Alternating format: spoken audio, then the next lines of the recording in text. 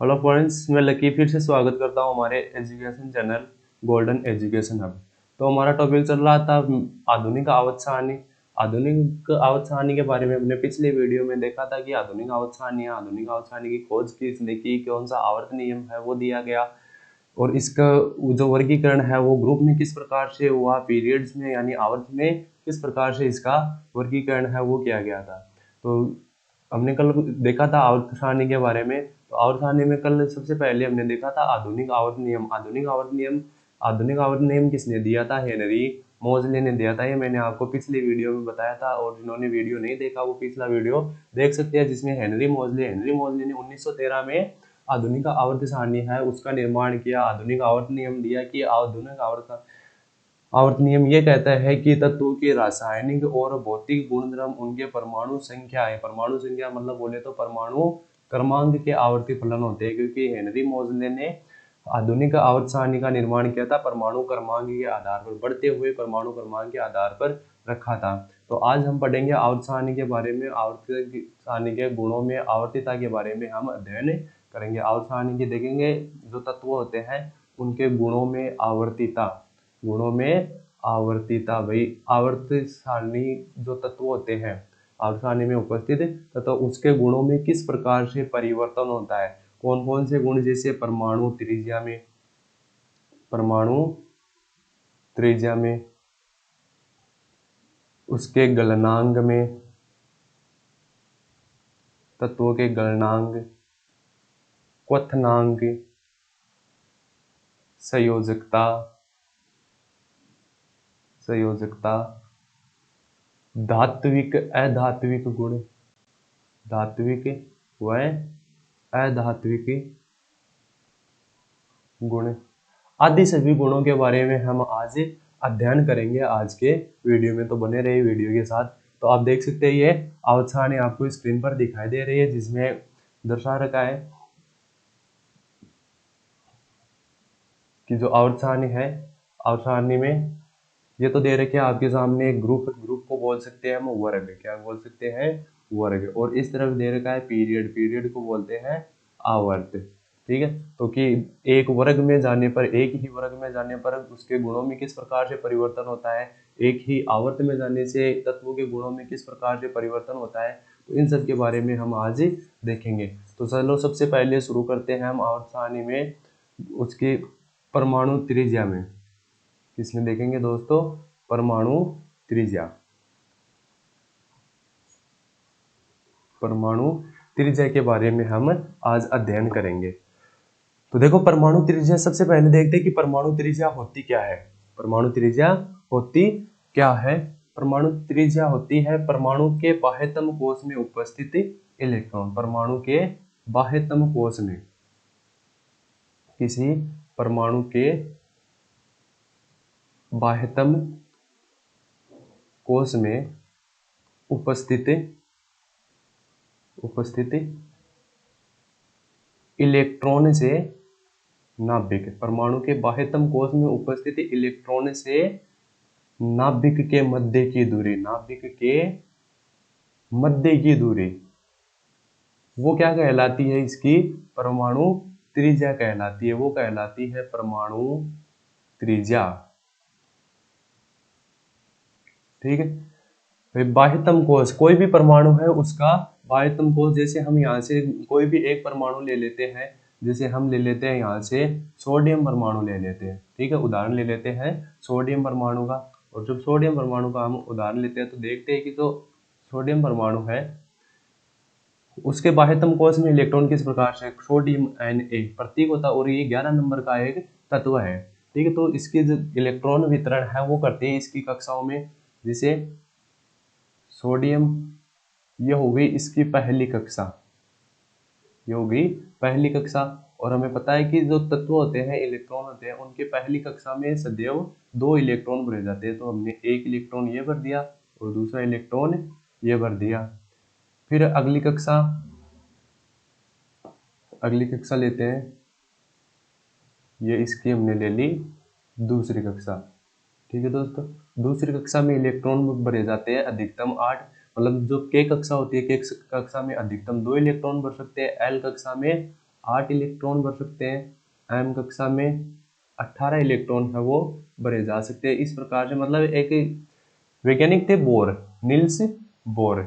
Niels Bohr ने अवधारणा दी थी टू एन स्क्वायर, मतलब एक सूत्र दिया था कक्षाओं में बनने के लिए। ये एन यहाँ पर है कक्षाओं की संख्या, तो इसके आधार पर ही हम इनकी संख्या निकाल सकते हैं। के कक्षा में कितने इलेक्ट्रॉन भर सकते हैं, एल में कितने, एम में कितने, एन ओ पी जितनी भी कक्षाएं तत्वों की बनती है उनमें कितने इलेक्ट्रॉन है वो भरे जा सकते हैं। तो दूसरी कक्षा आ गई यहाँ पर सोडियम की, तो इसमें इलेक्ट्रॉन भरते हैं 1 2 3 4 5 6 7 8।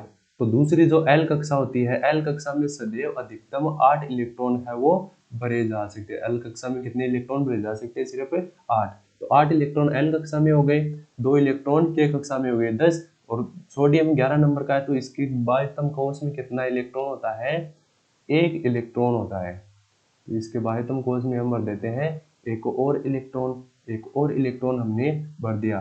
तो इसके बाह्यतम कोश में उपस्थित इलेक्ट्रॉन, यहाँ बाह्यतम कोश हो गया, इस बाह्यतम कोश में उपस्थित इलेक्ट्रॉन से इसके नाभिक के मध्य की जो दूरी होती है, मतलब यहाँ नाभिक से लेकर के और बाह्यतम कोश तक के मध्य की दूरी को क्या कहते हैं, हम उसकी परमाणु त्रिज्या कहते हैं। क्या कहते हैं, परमाणु त्रिज्या कहते हैं।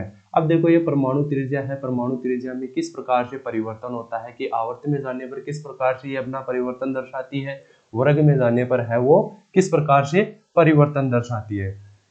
तो देखो यहाँ पर जब परिवर्तन होता है, परिवर्तन से पहले परिवर्तन वो होता है क्यों है, क्योंकि यहाँ नाभिक और इलेक्ट्रॉनों के मध्य एक बल कार्य करता है। नाभिक और इलेक्ट्रॉनों के मध्य एक बल कार्य करता है और उस बल को कहते हैं प्रभावी नाभिकीय आवेश। उसको क्या कहते हैं, प्रभावी नाभिकीय आवेश। प्रभावी नाभिकीय आवेश मतलब जो ये बल लगाया जाता है ये नाभिक के द्वारा लगाया जाता है। ये लगाया किस पर जाता है, ये लगाया जाता है परमाणु के कोशों में उपस्थित इलेक्ट्रॉनों के ऊपर लगाया जाता है। मतलब ये नाभिक और परमाणु के कोश में उपस्थित इलेक्ट्रॉन दोनों के मध्य लगने वाला आकर्षण बल होता है, दोनों के मध्य लगने वाला आकर्षण बल होता है। तो सबसे पहले इसी के बारे में देख लेते हैं कि वर्ग में आवर्त सारणी में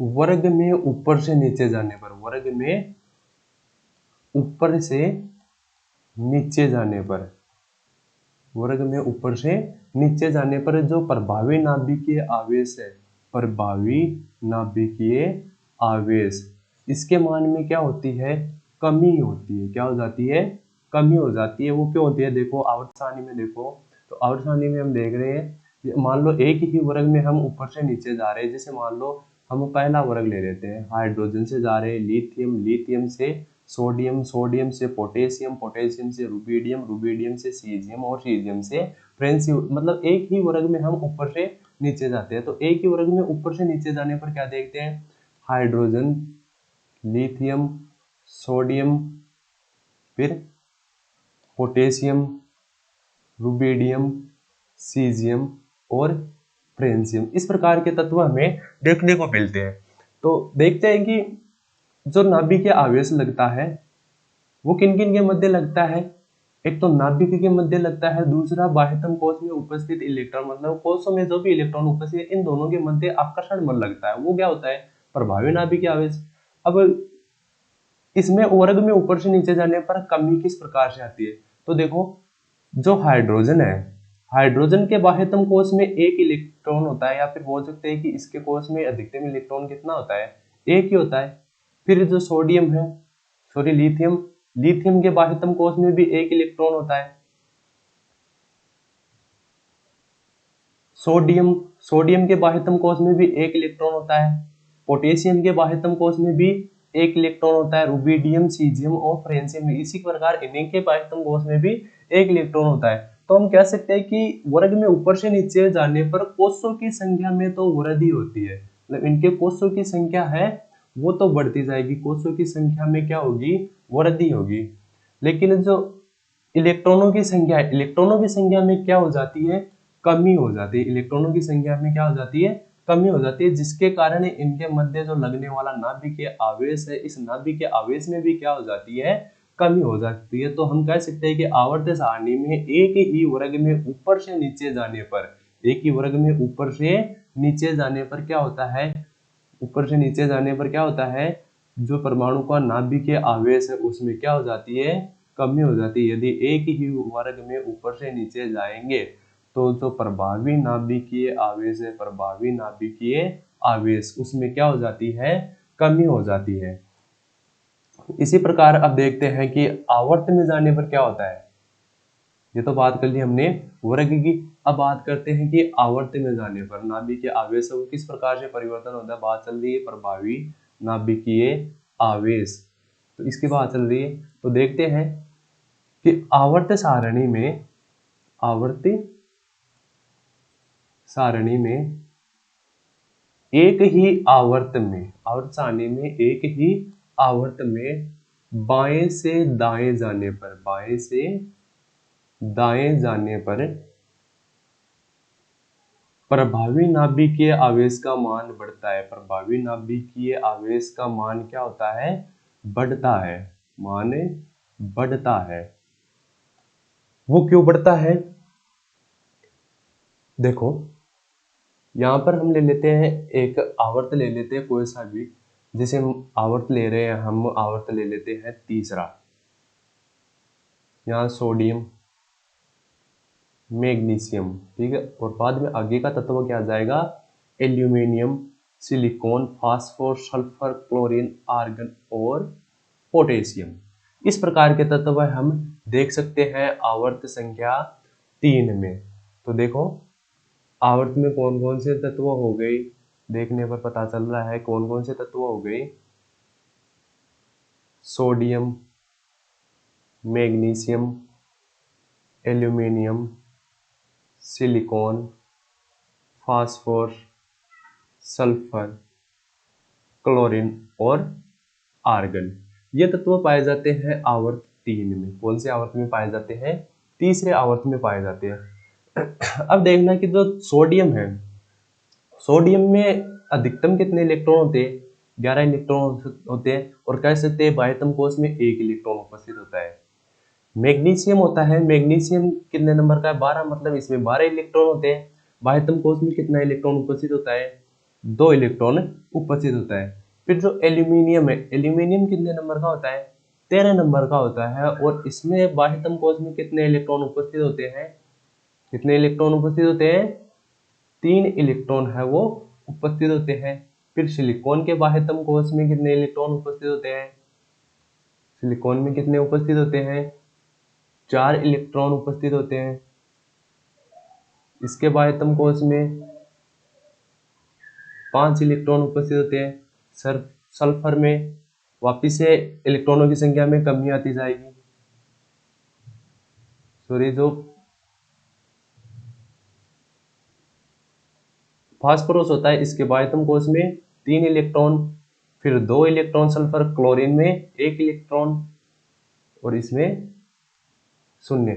मतलब जो आर्गन है, आर्गन का बाह्यतम कोश है पूर्ण पूरित भरा होता है। मतलब जो पी कक्षक होता है इनमें, देखो जो ये पी कक्षक होता है, मैंने बताया था कि यहाँ से यहाँ तक के तत्व कौन से ब्लॉक में आते हैं, पी ब्लॉक में आते हैं। पी ब्लॉक में आते हैं तो इनको शून्य वर्ग कहते हैं। क्यों, क्योंकि इनका जो बाह्यतम कोश है वो पूर्ण पूरित होता है, इनका बाह्यतम कोश है वो पूर्ण पूरित होता है। तो इनके बाह्यतम कोश पूर्ण पूरित होता है तो इनकी जो संयोजकता हो गई वो कितनी हो जाएगी, 0 हो जाएगी, ठीक है। और इलेक्ट्रॉनों की संख्या, अधिकतम इलेक्ट्रॉन कितने होंगे, वो होंगे, मतलब अधिकतम बाह्यतम कोश में 8 इलेक्ट्रॉन होते हैं। कितने इलेक्ट्रॉन होते हैं, 8 इलेक्ट्रॉन होते हैं। तो इनकी संयोजकता है वो 0 हो जाती है। मतलब यहाँ पर जो मैंने बताई है आपको, ये इनकी संयोजकता है, ये इनकी क्या है, संयोजकता है, ठीक है। तो देखो प्रभावी नाभिकीय आवेश को किस प्रकार से कम होता है। हम आवर्त में बाएं से दाएं जाएंगे, आवर्त में बाएं से दाएं जाएंगे तो बाएं से दाएं जाने पर इलेक्ट्रॉनों की संख्या है वो लगातार बढ़ती रहती है, इलेक्ट्रॉनों की संख्या में लगातार वृद्धि होती रहती है, इलेक्ट्रॉनों की संख्या में लगातार वृद्धि होती रहती है। वो किस प्रकार से, सोडियम में 1 इलेक्ट्रॉन होता है, सोडियम में कितना इलेक्ट्रॉन होता है, बाय अंतिम इलेक्ट्रॉन बाह्यतम कोश में एक इलेक्ट्रॉन होता है, इसमें 2 3 4 5 6 7 और 8, इस प्रकार से इलेक्ट्रॉनों की संख्या में वृद्धि होती है। तो इलेक्ट्रॉनों की संख्या में वृद्धि होती है, वृद्धि होने के साथ साथ नाभिक और परमाणु के जो कक्षक हैं, मतलब कक्षकों में उपस्थित इलेक्ट्रॉन, कक्षकों में उपस्थित इलेक्ट्रॉन और नाभिक के मध्य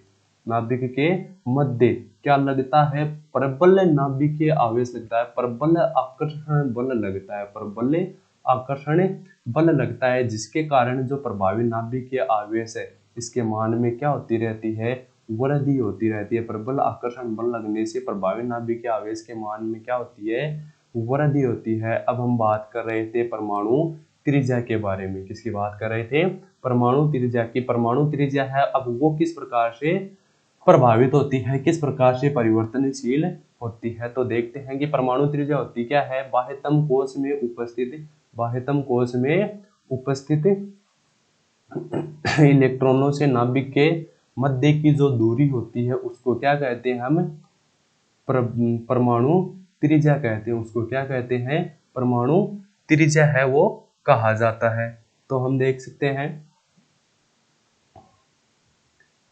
कि आवर्त सारणी में आवर्त में बाएं से दाएं जाने पर परमाणु त्रिज्या में है वो किस प्रकार से कमी होती है। बात चल रही है परमाणु त्रिज्या की, परमाणु त्रिज्या। तो आवर्त सारणी में पहले बात कर लेते हैं हम वर्ग की, किसकी बात करेंगे, वर्ग की। तो आवर्त सारणी में एक ही वर्ग में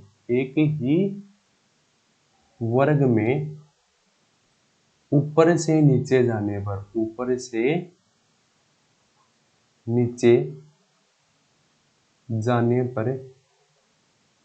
परमाणु त्रिज्या में वृद्धि होती है, परमाणु त्रिज्या में क्या होती है, वृद्धि होती है। अब वो क्यों होती है, क्यों जब आवर्त सारणी में हम ऊपर से नीचे जाते हैं, आवर्त सारणी में ऊपर से नीचे, एक ही वर्ग में ऊपर से नीचे जाते हैं, तो क्या होता है, कोषों की संख्या तो लगातार बढ़ती जाती है, और कोषों की संख्या बढ़ती जाने से क्या होगा, इलेक्ट्रॉनों की संख्या कम रह जाएगी, और इलेक्ट्रॉनों की संख्या कम रह जाएगी तो जो लगने वाला प्रभावी नाभिकीय आवेश है, प्रभावी नाभिकीय आवेश, इसमें क्या होती है, कमी होती है। जब वर्ग में ऊपर से नीचे जाते हैं तो प्रभावी नाभिकीय आवेश के मान में क्या होती है, कमी होती है। जब इसके मान में कमी हो जाएगी तो क्या होगी, परमाणु त्रिज्या है, परमाणु त्रिज्या में इलेक्ट्रॉनों की संख्या कम होती है, मतलब जो बाह्यतम कोश होते हैं उसमें इलेक्ट्रॉनों की संख्या में कमी होती है। कमी होने से प्रभावी नाभिकीय आवेश कम लगेगा, और कम लगने से परमाणु त्रिज्या में क्या हो जाएगी, वृद्धि हो जाएगी। जैसे हाइड्रोजन है, हाइड्रोजन के बाह्यतम कोश में एक इलेक्ट्रॉन, फिर इसके बाद में क्या आ जाएगा वर्ग में, सोडियम, ठीक है। सोडियम के बाह्यतम कोश में मतलब 3 कक्षाएं इसकी होती है, पहली कक्षा ये हो गई, फिर दूसरी कक्षा और ये तीसरी कक्षा, ठीक है दोस्तों। तो तीसरी कक्षा यहाँ पर बाह्यतम कोश का इलेक्ट्रॉन भरेंगे, बाह्यतम कोश से नाभिक के मध्य की दूरी, ठीक। तो इस प्रकार से परमाणु त्रिज्या ऐसे ही आगे आ जाएगा पोटेशियम, पोटेशियम की परमाणु त्रिज्या में वृद्धि, तो ये पहली कक्षा, ये दूसरी कक्षा और ये तीसरी कक्षा, ठीक है। तो इस तीसरी कक्षा में यहाँ पर इलेक्ट्रॉन इसमें भरा जाता है, तो वही बात है कि इलेक्ट्रॉनों की संख्या क्या होगी, कम होगी, और कोषों की संख्या है वो निरंतर बढ़ती जाती है, और जब कोषों की संख्या बढ़ती है तो प्रभावी नाभिकीय आवेश क्या लगता है, कम लगता है। कम लगने के कारण परमाणु त्रिज्या क्या हो जाती है, बढ़ जाती है। अब बात करते हैं आवर्त में बाएं से दाएं जाने पर क्या होता है, कि आवर्त में बाएं से दाएं जाने पर परमाणु त्रिज्या में किस प्रकार से कमी आती है। आवर्त में बाएं से दाएं जाने पर परमाणु त्रिज्या, आवर्त में बाएं से दाएं जाने पर परमाणु त्रिज्या घटती है। क्या होती है? घटती है। क्यों घटती है? जब हम इस आवर्त में बाएं से दाएं जाएंगे, तो देखो आवर्त में बाएं से दाएं जाएंगे, बाएं से दाएं जाने पर क्या होगा, मान लो ये दूसरे आवर्त में जा रहे हैं, यहाँ पर लिथियम के पूरे इलेक्ट्रॉन भरे जाएंगे, फिर बेरिलियम के इलेक्ट्रॉन भरे जाएंगे और बाद में बोरॉन के पूर्ण रूप से इलेक्ट्रॉन भरे जाएंगे। Carbon, nitrogen, oxygen, fluorine, neon, इनके इलेक्ट्रॉन है वो पूर्ण रूप से कक्षकों में भरे जाएंगे। तो जैसे हम भर के देखते हैं, लिथियम पहले क्या बनाते हैं, ये लिथियम लेते हैं। लिथियम की पहली कक्षा कितने नंबर का होता है? 3 नंबर का होता है लिथियम। तो 2 इलेक्ट्रॉन पहली कक्षा में आ गया, 1 इलेक्ट्रॉन और 2 इलेक्ट्रॉन, 1 इलेक्ट्रॉन और दूसरा इलेक्ट्रॉन है वो इसकी कक्षा में भरा जाएगा। और फिर तीसरा इलेक्ट्रॉन, ये तीसरा इलेक्ट्रॉन, ठीक है। कोष की संख्या बढ़ गई और इलेक्ट्रॉन की संख्या भी बढ़ गई। अब इसे देखना, फिर बाद में अगला कौन सा आ जाएगा? बेरिलियम। लिथियम के बाद में बेरिलियम। 2 इलेक्ट्रॉन है वो पहली कक्षा में भरे जाने हैं और पहली कक्षा में सदैव हमें 2 इलेक्ट्रॉन ही भर सकते हैं, 2 से ज्यादा इलेक्ट्रॉन नहीं भर सकते। फिर बेरिलियम 4 नंबर का है, तो 1 और 2। फिर बेरिलियम के बाद में बोरॉन, 1 इलेक्ट्रॉन और 2 इलेक्ट्रॉन, फिर 1 2 3, 3 और 2 5 इलेक्ट्रॉन हो गए इसके। ये 5 इलेक्ट्रॉन हमने इसके कक्षाओं में भर दिए। बोरॉन के बाद में आ जाएगा कार्बन। मतलब ये कोषों की संख्या तो इसमें नहीं बढ़ेगी, आवर्त में बाएं से दाएं जाएंगे तो कोषों की संख्या में वृद्धि नहीं होती, कोषों की संख्या में वृद्धि नहीं होती, लेकिन इलेक्ट्रॉनों की संख्या में वृद्धि होती रहती है, निरंतर वृद्धि होती रहती है। जैसे आप देख सकते हैं कि जो लिथियम भरा था, लिथियम के कोष बाह्यतम कोष है, इसमें 1 इलेक्ट्रॉन है, फिर बाह्यतम कोष में 2 इलेक्ट्रॉन हो गए, फिर बाह्यतम कोष में 3 इलेक्ट्रॉन हो गए। इसी प्रकार जब कार्बन में भरेंगे तो बाह्यतम कोष में 4 इलेक्ट्रॉन हो जाएंगे। तो क्या होगा, जो कोष है कोषों की संख्या में वृद्धि होती नहीं, इलेक्ट्रॉनों की संख्या में निरंतर वृद्धि होती रहती है। और इलेक्ट्रॉनों की संख्या में जब निरंतर वृद्धि होती रहती है तो क्या होता है, जो नाभिक और बाह्यतम कोष में उपस्थित इलेक्ट्रॉन है उनके मध्य क्या लगता है, प्रबल आकर्षण बल लगता है। और प्रबल आकर्षण बल ज्यादा लगेगा तो कौन सा बल लगता है, मतलब कि कौन से बल में वृद्धि होती है, प्रभावी नाभिक के आवेश के मान में क्या हो जाती है, वृद्धि होती है, जिसके कारण इनकी परमाणु त्रिज्या वो क्या हो जाती है, कम हो जाती है। इनकी परमाणु त्रिज्या में क्या आती है, कमी। तो कह सकते हैं कि आवर्त में बाएं से दाएं जाने पर परमाणु त्रिज्या का मान घटता है। तो देख लेते हैं हम परमाणु त्रिज्या के बारे में, हमने यह भी अध्ययन किया। अब बात करते हैं हम इनकी आयनिक त्रिज्या की। किसकी बात करते हैं, आयनिक त्रिज्या की। आयनिक त्रिज्या क्या होती है, आयनिक त्रिज्या, आयनिक त्रिज्या। तो आयनिक त्रिज्या से सबसे पहले हम देखेंगे कि आयन का निर्माण है वो कैसे होता है। जब आयन का हमें पता रहेगा तो ही हम आयनिक त्रिज्या के बारे में बता सकते हैं। तो देखो आयन, आयन क्या होता है कि जब कोई भी तत्व है, परमाणु, धातु, वस्तु जो भी हो, मान लो वो अपने इलेक्ट्रॉन या तो त्याग करती है, इलेक्ट्रॉन का क्या करती है, या तो त्याग करती है या फिर इलेक्ट्रॉन ग्रहण करती है, या तो इलेक्ट्रॉन त्याग करती है या इलेक्ट्रॉन ग्रहण करती है, तभी उस पर किसका निर्माण हो सकता है, आयन का निर्माण हो सकता है। अब देखो तो त्यागने पर किसका निर्माण होगा और ग्रहण करने पर किसका निर्माण होगा। तो देख सकते हैं कि कोई तत्व है, कोई भी तत्व है, वो अपने इलेक्ट्रॉन का त्याग करेगा, अपने इलेक्ट्रॉन का त्याग करेगा। यदि कोई तत्व अपने इलेक्ट्रॉन का त्याग करेगा तो उस पर निर्माण होगा धनायन का। किसका निर्माण होगा, धनायन का निर्माण होगा। और जब कोई तत्व अपने कोई भी इलेक्ट्रॉन है उसको ग्रहण करेगा, इलेक्ट्रॉन को ग्रहण करेगा, तो उस पर किसका निर्माण होगा, ऋणायन का निर्माण होगा। किसका निर्माण होगा, ऋणायन का निर्माण होता है। तो ये देख लिया हमने आयन के बारे में। ठीक है, अब बात करते हैं आयनिक त्रिज्या। अब कोई भी आयन बनो, चाहे धनायन बनो या ऋणायन बनो, किसी भी आयन का निर्माण हो, इन आयनों की त्रिज्या को ही क्या कहेंगे, हमें आयनिक त्रिज्या। आयनों की त्रिज्या को ही क्या कहेंगे, हमें आयनिक त्रिज्या कहते हैं। अब वो चाहे धनायन हो अपने पास या फिर ऋणायन हो, चाहे तो धनायन हो और चाहे ऋणायन हो, इन दोनों में से कोई भी हो, उन दोनों की त्रिज्या को हम क्या कहेंगे, आयनिक त्रिज्या है वो कहते हैं। तो देख लेते हैं हम परमाणुओं की आयनिक त्रिज्या। आयनिक त्रिज्या में कमी किस प्रकार से होती है और वृद्धि किस प्रकार से होती है।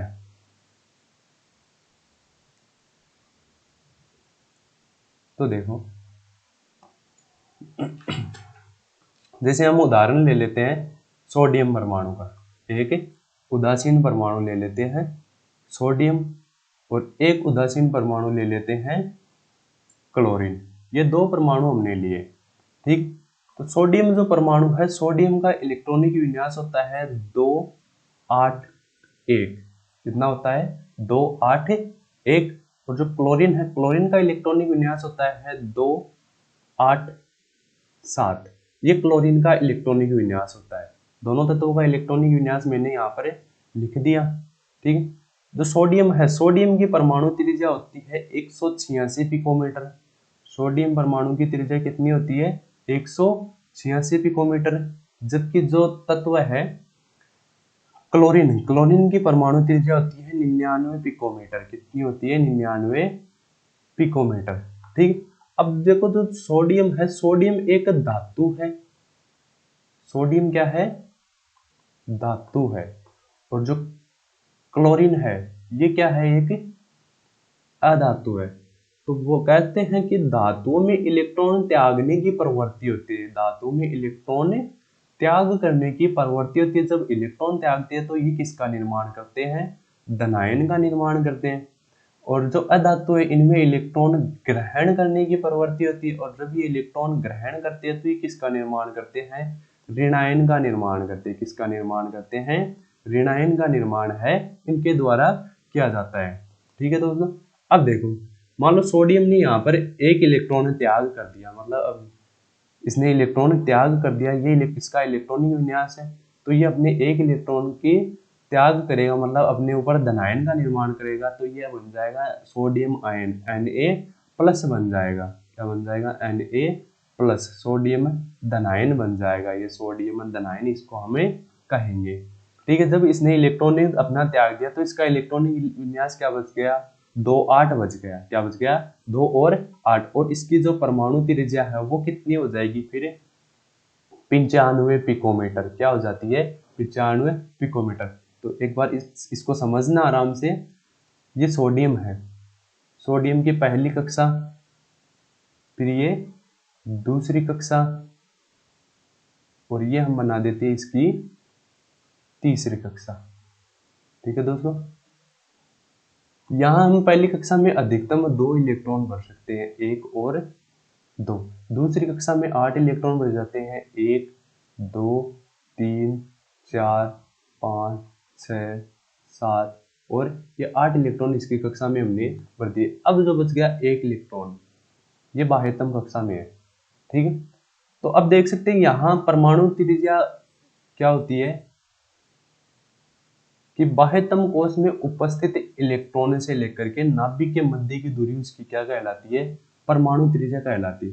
लेकिन यहाँ हम बात कर रहे हैं आयनिक त्रिज्या की। आयनिक त्रिज्या क्या होती है? जब वो आयन बना लेगा, उस आयन की त्रिज्या क्या कहलाएगी? आयनिक त्रिज्या। आयन कब बनेगा? जिसने अब ये अपना इस एक इलेक्ट्रॉन को त्याग देगा।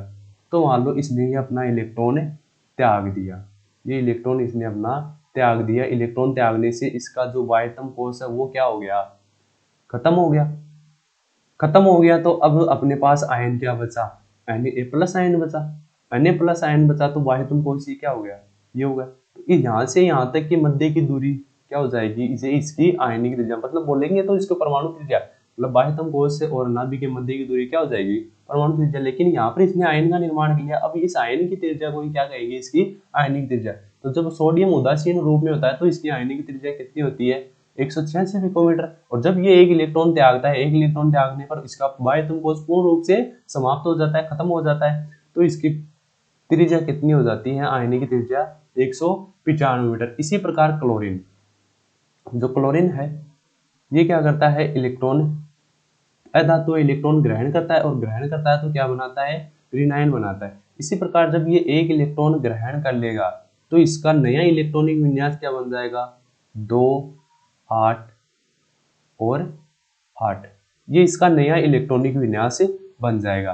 और जब इसका नया इलेक्ट्रॉनिक विन्यास ये बन गया, बनने पर इसकी परमाणु त्रिज्या में क्या हो जाएगी, वृद्धि हो जाएगी। तो इसकी परमाणु त्रिज्या कितनी हो जाएगी दोस्तों, 181 पिकोमीटर इसकी परमाणु त्रिज्या है हो जाएगी। 181 पिकोमीटर इसकी परमाणु त्रिज्या हो जाएगी। कैसे हो जाएगी भाई, क्लोरीन है एक उदासीन परमाणु हमने लिया था, इसने एक इलेक्ट्रॉन ग्रहण कर लिया, इलेक्ट्रॉन ग्रहण करके इसने क्या बना लिया, Cl- आयन बना लिया, Cl- आयन बना लिया, मतलब इसके परमाणु त्रिज्या में क्या हो गई, वृद्धि हो गई। वृद्धि कैसे हो गई, देखो क्लोरीन के लिए भी हम बनाते हैं, 1 और 2, 17 नंबर का तत्व है ये, 3 4 5 6 7 8 9, कितने हो गए, 1 2 3 4 5 6 7 8, ये 8 इलेक्ट्रॉन दूसरी कक्षा में भर गए। ठीक है, 8 2 10 हो गए। ये तीसरी कक्षा में अधिकतम कितने इलेक्ट्रॉन भर सकते हैं, निकालो 2n स्क्वायर से, 2n स्क्वायर है, n मतलब कक्षा कौन सी ले रहे हैं हम, तीसरी, तो 2 गुणा 3 का स्क्वायर कितना हो जाएगा, 3 का स्क्वायर 9 गुणा 2 बराबर है 18। तीसरी कक्षा में अधिकतम कितने इलेक्ट्रॉन भर सकते हैं, 18, लेकिन हमें कितने इलेक्ट्रॉन की आवश्यकता है, अभी 7 इलेक्ट्रॉन की आवश्यकता है, तो भर दो 7 इलेक्ट्रॉन, 1 2 3 4 5 6 और ये 7 इलेक्ट्रॉन हमने भर दिए। ठीक है दोस्तों, अब देखो जब ये इलेक्ट्रॉन ग्रहण करेगा, कौन सा तत्व है, क्लोरीन तत्व है, वो इलेक्ट्रॉन ग्रहण करेगा, तो ग्रहण जो इलेक्ट्रॉन है वो करेगा अपने नया कोश का निर्माण करके, अपने एक नए कोश का निर्माण करेगा, और उसके बाद में इस इलेक्ट्रॉन को ग्रहण करेगा। ग्रहण करने से इसके कोश की संख्या बढ़ गई, और कोश की संख्या बढ़ गई तो सीधी सी जाहिर सी बात है कि इसकी जो परमाणु त्रिज्या है वो भी बढ़ गई। परमाणु त्रिज्या बोले तो इसने आयन का निर्माण किया था यहाँ इलेक्ट्रॉन ग्रहण करके, और जब आयन का निर्माण किया था तो इसकी क्या बढ़ गई, आयनिक त्रिज्या में क्या हो गई, वृद्धि हो गई। 99 पिकोमीटर से कितनी हो गई, 181 पिकोमीटर हो गई। ठीक है दोस्तों, तो अब हम कह सकते हैं कि एक धनायन का आकार, एक धनायन का आकार है वो ऋणायन से छोटा होता है। क्या होता है, धनायन का आकार, धनायन का आकार ऋणायन से छोटा होता है। धनायन का आकार क्या होता है, ऋणायन से छोटा होता है। क्यों होता है, क्योंकि जब धनायन है, धनायन कब बनेगा, जब इलेक्ट्रॉन का त्याग होगा। अब जब कोई इलेक्ट्रॉन कोई तत्व है अपने इलेक्ट्रॉन का त्याग करेगा, त्याग करने से उसका बाह्यतम कोश खत्म हो जाएगा, और जब बाह्यतम कोश है वो खत्म हो जाता है तो इसके प्रकोष्ठ में कमी आती है, कोश में कमी आने से उसकी त्रिज्या कम हो जाएगी, तो धनायन का आकार क्या हो जाएगा, छोटा हो जाएगा। और जो ऋणायन है, ऋणायन क्या होता है, अपने इलेक्ट्रॉन ग्रहण करता है, ग्रहण करने से इसमें नए कोश का निर्माण होता है। किसका निर्माण होता है, नए कोश का निर्माण होता है। निर्माण होने से इसके आकार में वृद्धि होगी, मतलब कोश की संख्या बढ़ जाएगी, और कोश की संख्या बढ़ने से सीधी सी बात है क्या हो जाएगा, ऋणायन का आकार बड़ा हो जाएगा। किससे हो जाता है, धनायन से हो जाता है। तो इस प्रकार हमने इसकी परमाणु त्रिज्या, आयनिक त्रिज्या की हमने आज बात की थी। चलो दोस्तों, आज की वीडियो में इतना ही देखेंगे, और कल के वीडियो में हम फिर से शुरू करेंगे इसके नए गुण, गलनांक के बारे में, इसके गलनांक के बारे में, क्वथनांक के बारे में, क्वथनांक, और देखेंगे इसकी सबसे इंपॉर्टेंट संयोजकता। क्या देखेंगे, संयोजकता के बारे में हम अध्ययन करेंगे। तो उम्मीद करता हूँ जरूर आपको आज की क्लास पसंद आएगी, तो क्लास को लाइक करना और शेयर करना ताकि सभी को इसका फायदा हो सके, और हमारे चैनल को सब्सक्राइब करना। धन्यवाद दोस्तों।